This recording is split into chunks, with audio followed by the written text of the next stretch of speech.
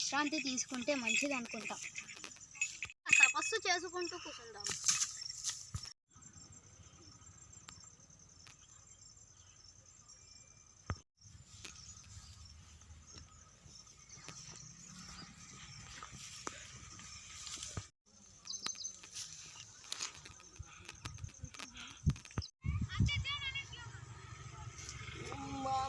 పంట వేసిన కొత్త జొన్న వేసిన మోటార్ వద్ద వదులుదాం, నీళ్ళు వదులుదాం.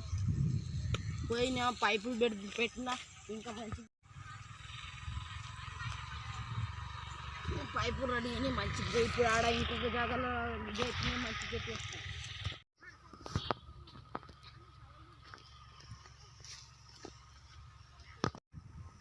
నీరు ఆడ కాస్తున్నాయి మంచిగా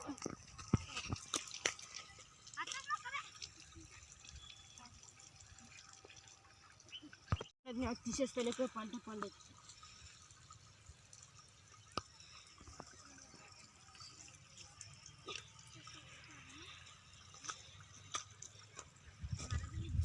చేయిలు కడుకొని పోతే ఈడ పోతుంది. అక్కడ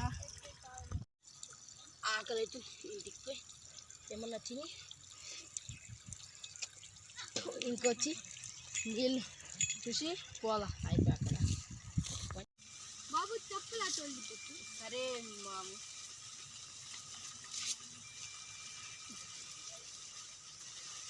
స్వామీజీ గానం చేస్తున్నారు. చేన్ల పని చేసి మహారాజు ఏమన్నా నాకు పరిష్కారం తెలుపుతాడో లేదో. మీకోసం ఎవరు వచ్చాడు? లేవండి మహారాజా. నైనా వచ్చి కాళ్ళు మొక్కండి మహారాజా. మీరే నాకు నా సమస్యకు పరిష్కారం తెలపాలా మహారాజా. మీకు నా పరిష్కారం ఏంటో నేను మీకు చెప్తాను. ఏమంటే నాకు నా చేనులో గత సంవత్సరం నుంచి దాన్ని మేము కూడా పండగొచ్చింది మహారాజా. నేను ఎంత పంట పండించినా కూడా పరిష్కారం చెప్పండి మహారాజా. మీరే నాకు.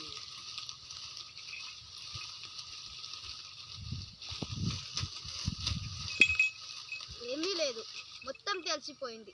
నువ్వు మీ చేను చివరన ఒక రాయి ఉంటుంది. ఆ రాయి దగ్గర ఒక ఆకు ఇస్తాడు నా శిష్యుడు. ఆ ఆకుని తీసుకువెళ్ళి నువ్వు అక్కడ పూడ్చిపెట్టు. ఇయ్యనుంది మహారాజా. మీరే శిష్యుడా, నువ్వు ఆ ఆకుని ప్రసాదంగా ఇచ్చేయి.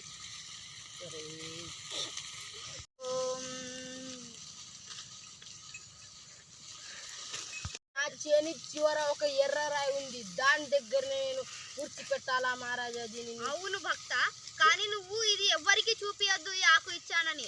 లేదంటే దీంట్లో ఉన్న శక్తి మొత్తం నాశనం అయిపోయి ఇది ఒక రాక్షసిలాగా మారి నిన్ను తినేస్తుంది నాయన. మహారాజా శిష్య, మీరు తప్ప ఎవ్వరు చూడకూడదు. మీరు చూస్తే అది ఏమీ కాదు. అలా నేను మంత్రిస్తాను దానికి నేను మీకు మంత్రం చెప్తాను. రోజు మీ దేవుని దగ్గర ఈ ఆకు పెట్టి వారం రోజుల పాటు దీన్ని ఆకుని పూజ చేసిన తర్వాత అక్కడ వెళ్ళి పూడ్చిపెట్టాలి. ఎక్కడ తూర్పు దిశన ఇది తూర్పు దిశన పూడ్చిపెట్టేటప్పుడు ఎవ్వరూ ఉండకూడదు. నువ్వు మాత్రమే ఉండాలి. వేరే వాళ్ళు ఎవ్వరు చూడవద్దు. వాళ్ళ దృష్టి మాత్రం దీని మీద అస్సలు పడకూడదు. నువ్వు దీన్ని ఎలా తీసుకుపోతావో అది నీ బాధ్యత. ఇది ఇవ్వడం నా బాధ్యత. నేను ఇక్కడ ఉన్నాను అని ఎవ్వరికి చెప్పకూడదు. సరే, ఇప్పుడు దక్షిణం ఇవ్వాలా? దక్షిణం ఏమొద్దు నాయన. అది పంట మంచిగా పండినాక అందులో సగం నాకు ఇస్తే చాలు నాయన.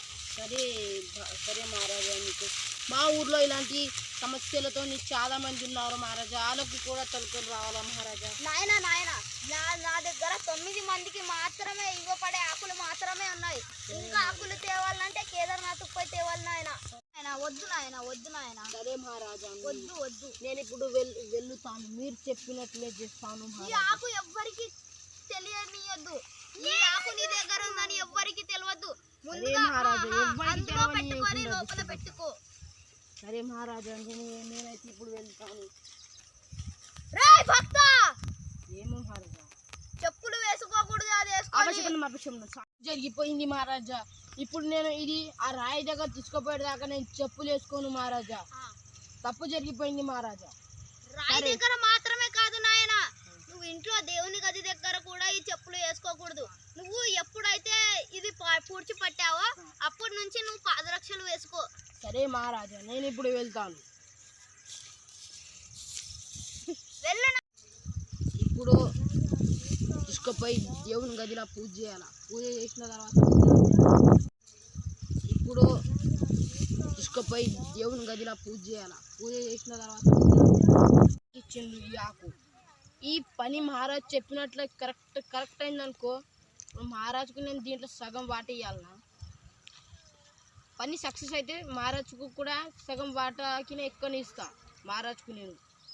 జై యాపకాయ మహారాజ్ కి జై. తర్వాత నా చేని చివరైతే ఇదొక్క రాయే మాత్రమే ఉంది.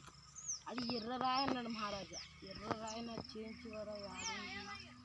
ఇంకా ఇప్పుడు ఎర్ర రాయి ఆడింది. ఇది ఉన్నది ఎర్ర రాయి. మహారాజు చెప్పిన ఎర్ర రాయి ఇది కింద పెట్టుకోకుండా పనిని మనం పూర్తి చేసుకోవాలి. ఇప్పుడైతే నేను ఈ ఆకుని పాటిస్తున్నాను. మహారాజు చెప్పినట్టు కావాలా. నేను మా ఊరిలో ఉన్న చాలామంది భక్తులకు మహారాజు దగ్గర తీసుకుపోతాను. నా పని అయితే కరెక్ట్ అయిపోయింది. ఇప్పుడు పోయి నీళ్ళు సరిపోయినాయి చేనికి.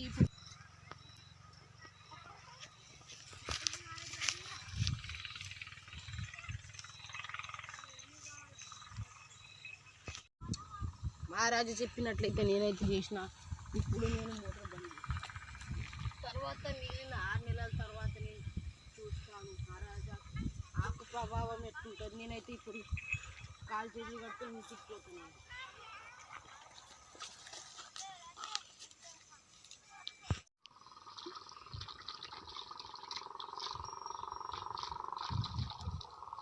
ఇప్పుడు ఇంటికి పోయి నేను ఈ సమస్యకు పరిష్కారం ఎలా అయిపోయింది మా ఇంట్లో చెప్తాను. నేను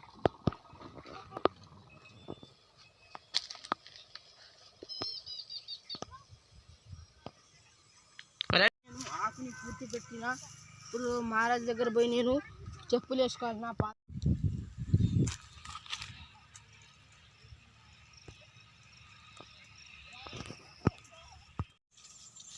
మహారాజా నేను మీరు చెప్పినట్లే చేశాను మహారాజా. నమస్కారములు మహారాజా. మీకు ఏం బహుమతి కావాలో చెప్పుంది మహారాజా. నీ ఇష్టం వచ్చింది నాయన. నేను అది ఇది అని వంక పెట్టాను. నువ్వు తెస్తే నేను తీసుకుంటాను ఆనందంగా. నా పాదరక్షకాలు నేను వేసుకుని పోవాలా మహారాజా? లేదు నాయన, నువ్వు తీసుకొని నా దగ్గర ఆశీర్వాదాలు తీసుకున్నాక నువ్వు అప్పుడు నీ పాదరక్షలు నువ్వు వేసుకోవచ్చు. సరే మహారాజా. తమ్ముడు ఇది టవల్ ఎంత తమ్ముడు?